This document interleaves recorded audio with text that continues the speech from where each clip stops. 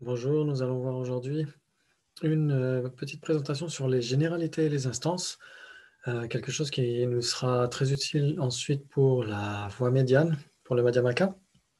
On va essayer de voir un petit peu de quoi il ressort par rapport à l'introduction qu'en donne Daniel Perdue dans Debate in Tibetan Buddhism. Donc il dit dans son introduction, les effets sont liés à leur cause par le fait d'être issus d'elles.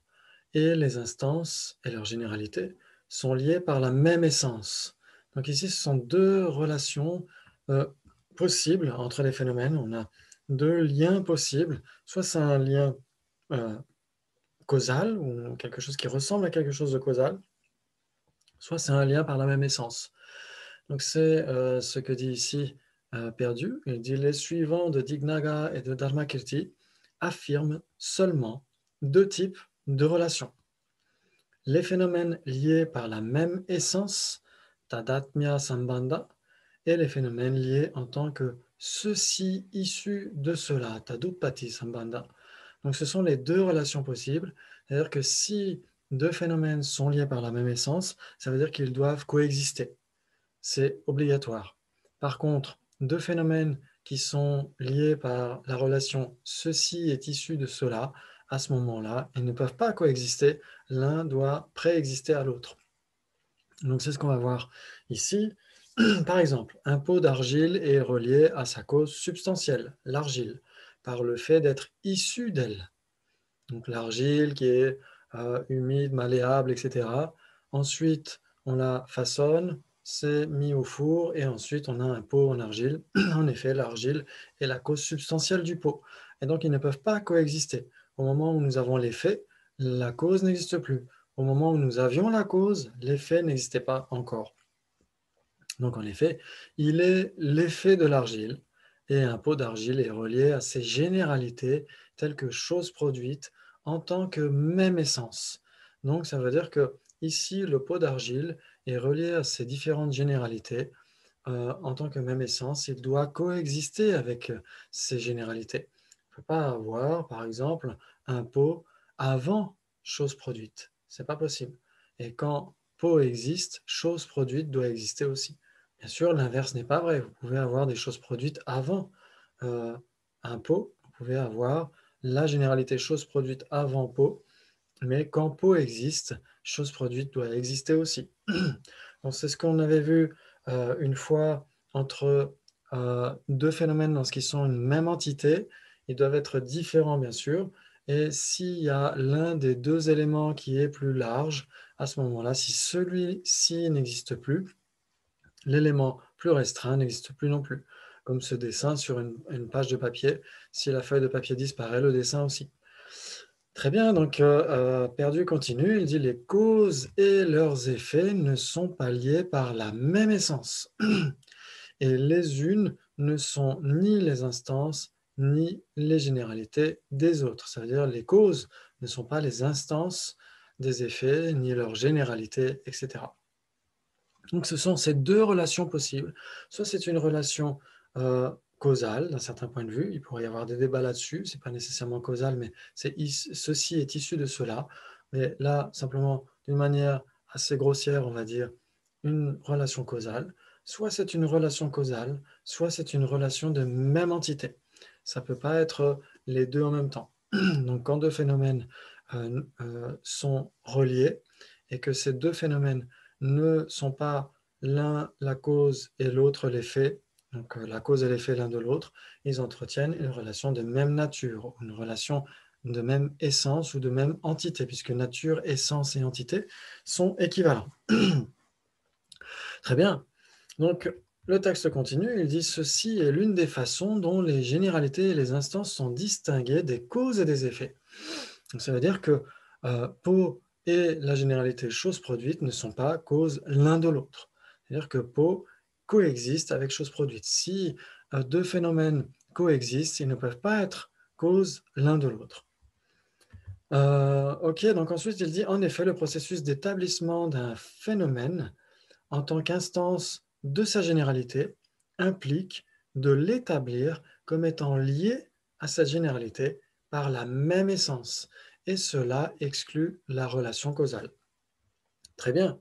Donc, on va voir ça avec une petite présentation. On va essayer de voir ici que nous pouvons retrouver les instances et les généralités avec un petit diaporama.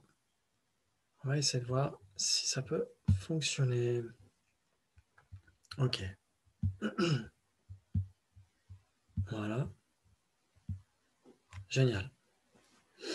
Donc, les généralités et les instances, c'est une première présentation. Il y a bien sûr de nombreux débats possibles. Ça pourra nous être utile par rapport à notre étude de la voie médiane, comme on l'a dit tout à l'heure.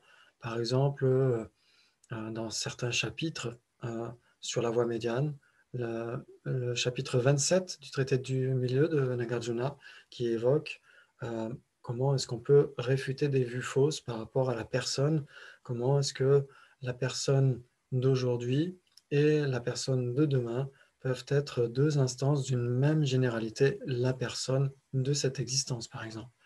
Donc on peut voir des choses comme ça qui peuvent nous être utiles pour écarter de nombreuses vues fausses, pour essayer d'établir une vue juste.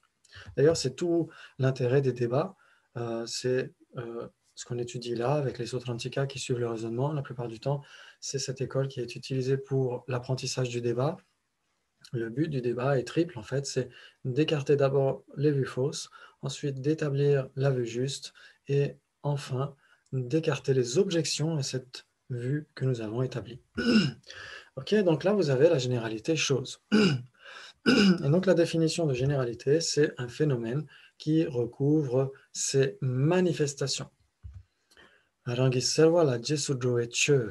Donc un phénomène qui recouvre ces manifestations, c'est une généralité, on s'inscrit samanya.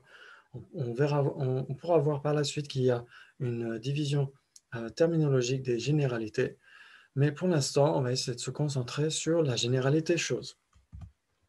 Donc cette généralité chose, pourquoi est-ce que c'est une généralité? Comme on l'a vu, elle imprègne ou elle recouvre différentes manifestations. Une table est une manifestation de la généralité chose. Une table est une chose. Là, on est d'accord? Donc vous avez un pot en terre cuite, c'est une chose. Une conscience est une chose. Le temps est une chose. Mogwai est une chose. Des personnes, etc. Donc tout cela, ce sont des choses et vous avez toutes ces choses matérielles pour la plupart. Oui, tout ça, tout ce bric-à-brac, ce sont des choses matérielles, ce sont des formes. Donc, chose est une généralité. Pourquoi? Parce qu'elle a des instances. Elle imprègne, elle recouvre plusieurs instances. Donc, on parle de plusieurs instances.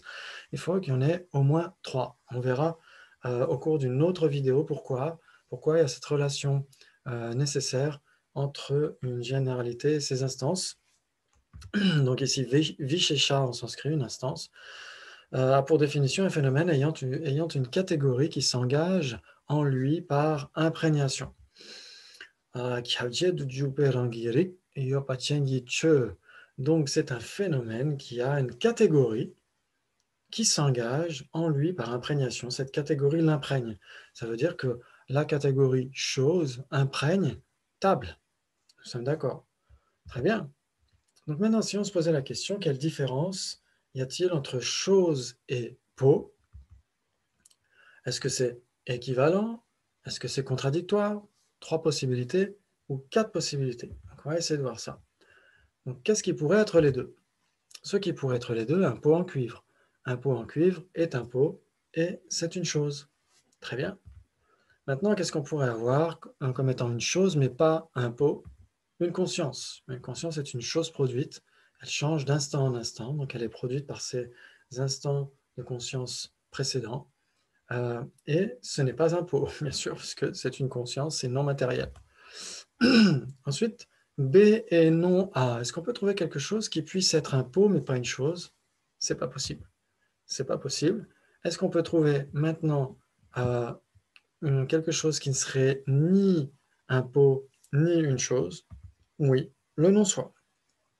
Le non-soi n'est pas une chose, c'est un phénomène permanent. Et ce n'est pas un pot, bien sûr, puisque c'est permanent. Donc un pot ne peut pas être permanent. Donc on a ici trois possibilités. Ça veut dire qu'on ne peut pas trouver quoi que ce soit qui puisse être B, donc un pot, mais pas A, une chose. Donc si on devait le reformuler, on dirait comme ça, trois possibilités. La première possibilité, c'est pot, ou pot en cuivre, si vous voulez. Pot en cuivre est un pot et c'est une chose. Ensuite, la seconde possibilité, c'est conscience. Une conscience est bien une chose, mais n'est pas un pot. Et enfin, la troisième possibilité, le non-soi. OK. Donc maintenant, si on devait se demander combien de possibilités entre généralité et instance, on aurait tendance à se dire au premier abord que c'est contradictoire, puisque une généralité, c'est ce qui imprègne ces différentes, ou ce qui recouvre ces différentes manifestations, ces différentes instances, et une instance, c'est ce qui est recouvert par une catégorie catégorie qui l'imprègne d'un certain point de vue. Mais on va voir comment ça fonctionne. Est-ce qu'on peut avoir quelque chose qui serait les deux, une généralité et une instance? Eh bien, oui, une personne. Une personne est une généralité et c'est aussi une instance. Donc, pourquoi est-ce qu'une personne est une généralité? C'est parce que il y a différentes personnes. Personne est une généralité. Je suis une personne, vous êtes des personnes, etc. Donc, personne a des instances. Et donc, si personne recouvre plusieurs de ces instances, personne est une généralité. Mais personne est aussi une instance. Personne est une instance de phénomène produit ou de facteurs composés non associés ou encore une instance d'existant ou une instance de non-soi, comme vous voulez. Donc personne est à la fois une généralité et une instance. Maintenant, est-ce qu'on pourrait euh, trouver ce qui est une généralité mais pas une instance? Oui, existant. Existant est bien une généralité puisqu'il imprègne d'innombrables instances, mais ce n'est pas lui-même une instance. Alors ça, c'est intéressant parce qu'on pourrait se dire, oui, mais il y a quelque chose de plus grand comme cercle par rapport à existant. Il y a le non-soi. Donc pourquoi est-ce qu'un existant ne pourrait pas être une instance du non-soi? On verra au cours d'une prochaine vidéo pourquoi ce n'est pas le cas. Pourquoi existant n'est pas une instance de non-soi. Ensuite, est-ce qu'on peut trouver quelque chose qui serait une instance et pas une généralité? Normalement, c'est possible. Table et chaise. Table et chaise, l'ensemble des deux. L'ensemble des deux, table et chaise, c'est bien une instance. Pourquoi une instance? C'est un connaissable. L'ensemble des deux, c'est un connaissable. C'est un connaissable qu'il est impossible d'être. C'est une chose produite qu'il est impossible d'être. Qu'est-ce que ça veut dire? Ça veut dire que rien ne peut être à la fois une table et une chaise. Donc c'est ça que ça veut dire. C'est-à-dire comme rien ne peut être à la fois une table et une chaise, table et chaise, l'ensemble des deux, n'a aucune instance. Et donc c'est une généralité. Pardon. N'a aucune instance, donc ce n'est pas une généralité, c'est une instance. C'est une instance d'existant, de forme, de phénomène produit, etc. Mais ce n'est pas une généralité puisque cela n'a aucune instance. Et maintenant, est-ce qu'on peut trouver une quatrième possibilité? Ni généralité, ni instance, oui, une plume de tortue. Une plume de tortue, c'est un non-existant. Donc un non-existant n'est ni une généralité, ni une instance. Donc nous avons quatre possibilités. Maintenant, si on devait se poser la question, quelle différence y a-t-il entre généralité d'instance et instance de généralité? Là, ça se complique un petit peu, mais on verra une prochaine fois la réponse. Donc, essayez d'y réfléchir si ça vous intéresse. Combien de possibilités y a-t-il entre généralité d'instance et instance de généralité? On essaiera de voir avec un diaporama ce que ça veut dire et combien de possibilités il peut y avoir entre ces deux. Merci beaucoup.